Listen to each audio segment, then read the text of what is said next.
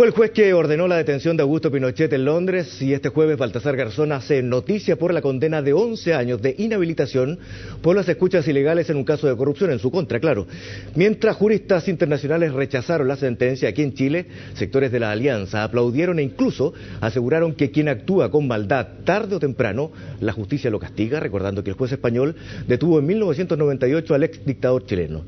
Bueno, para conversar sobre las implicancias de esta condena está con nosotros la abogada de Derechos Humanos, Carmen Hertz. Abogada, gracias por estar con nosotros esta tarde. Gracias a ustedes por invitarme. Bueno, hay varias aristas que podemos revisar respecto a este fallo. Ha habido declaraciones de muchos jueces a nivel mundial y la Comisión Internacional de Juristas lo califica como deplorable. ¿Usted comparte?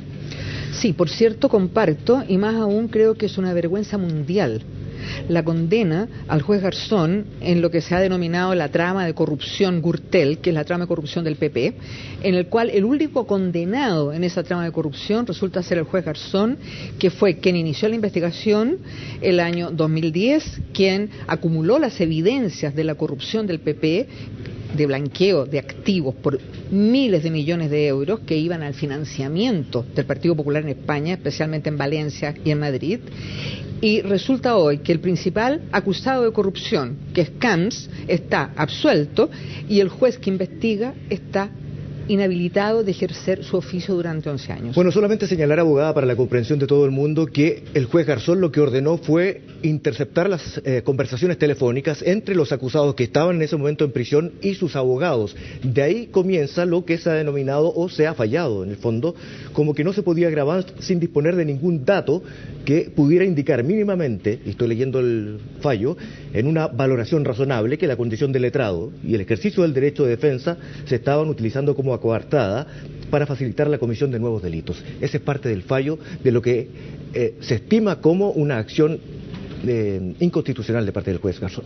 Claro. Yo he seguido muy de cerca este caso, digamos, desde que se inicia, desde que suspenden al juez Garzón en el año 2010 exactamente, y existen fundamentos muy serios que rebaten este fallo, que entre paréntesis lo quiero decir derechamente. Todo España sabe que los miembros del Tribunal Supremo tienen influencia política no despreciable y que en el actual caso, hoy día, el Tribunal Supremo es mayoritariamente conservador. Eso es un paréntesis que lo digo para ponerlo en la mesa. Bueno, le señalaba que las escuchas que el juez Garzón decreta, de acuerdo con la propia Fiscalía Anticorrupción, son absolutamente legales. ¿Por qué? En primer lugar, porque las pidió la policía. En segundo lugar, porque las avaló la Fiscalía Anticorrupción, y las escuchas fueron a los presos en general, y de las conversaciones de los presos con sus abogados se pudo determinar que el papel de los abogados fue clave en el lavado de activos en determinados paraísos fiscales. Esa tesis, que es la que avaló la Fiscalía Anticorrupción, que es la que determina la defensa del juez Garzón, en definitiva nos lleva a decir que la determinación de las escuchas fue absolutamente legítima. Y yo quisiera agregar, Claudio, algo que es bien importante.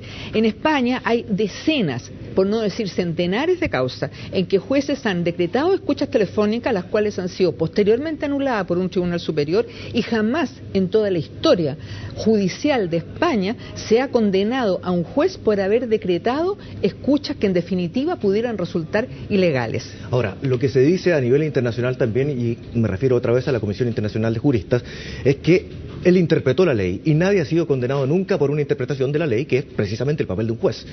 Exactamente, lo que hizo él es interpretar la ley, y además en el caso específico de este medio, digamos, de prueba que el juez puede requerir, hay un vacío legal en la disposición española, que no es del caso que lo analicemos, pero en definitiva las escuchas por las cuales se está condenando, se está sacando de la Audiencia Nacional a uno de los magistrados más brillantes, más consecuentes, más honestos, que marcó un hito a nivel mundial, como es el juez Garzón, es algo que es una vergüenza mundial.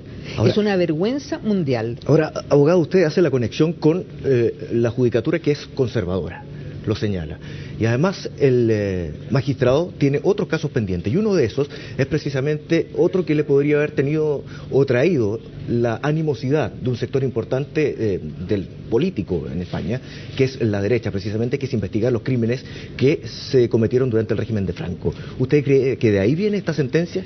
¿Que responde a ese otro caso más que este? Yo creo que responde a los dos, porque este caso, el caso Gürtel, es un caso importantísimo que develó, como le decía, una trama y una red complejísima de corrupción del Partido Popular, en el cual estamos hablando de miles de millones de euros. No es una porquería ni una banalidad, y que compromete, pero muy, muy seriamente, a la comunidad del Partido Popular de Valencia, a la comunidad de Madrid que dirige Esperanza Aguirre, y que, si nosotros examinamos lo que ha pasado en los últimos 2 años, significó la renuncia de diputados del Partido Popular, una crisis interna en el Partido Popular tremenda. Por lo tanto, esa trama es algo muy, muy delicado para el Partido Popular. Y enseguida, por cierto, la determinación de Garzón, de acuerdo con la legislación internacional, de acuerdo con el principio de universalidad, de acuerdo con todo lo que la comunidad civilizada ha ido tejiendo en torno a la protección de derechos humanos, ordena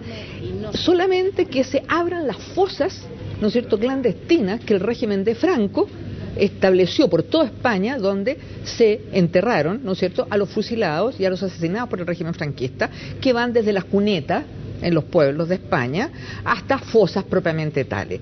Esto, por cierto, una interpretación que él hace de la ley de la memoria histórica, le significó, sin duda, la animosidad, yo diría, adicional, ¿no es cierto?, adicional y no menor, de los sectores de la derecha española que siguen siendo nostálgicos del franquismo y que están involucrados en temas de corrupción en forma grave. Ahora, esa acción también le significa ser acusado de excederse en sus facultades.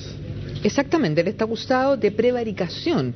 ¿Por qué? Porque dijo, la amnistía que se decretó en España es incompatible con el carácter de delitos de lesa humanidad, que son los que se cometieron durante el régimen franquista, inmediatamente, digamos, de terminada la Guerra Civil Española.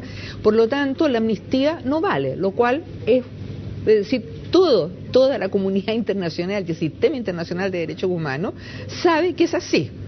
Además, yo quisiera decir que nosotros como país le debemos mucho a Garzón, porque el hecho de haber encausado a Pinochet, haber ordenado su detención en Londres, significó un punto de inflexión en Chile. ¿Pero es solamente importante para Chile en materia de la persecución a los derechos humanos, o es importante a nivel mundial por poner en el tapete la universalidad de los crímenes de la comunidad? Es importante a nivel mundial, pero yo diría que los chilenos tendremos que tener especial gratitud con el juez Garzón, porque el juez Garzón y la detención de Pinochet en Londres durante, ¿no es cierto?, 542 días, y su traída después enmascarada en razones humanitarias para Chile, significó que el Poder Judicial chileno se tomó en serio el papel de investigar los crímenes de la dictadura y de hacer justicia. Y eso no es un dato menor para la sociedad chilena.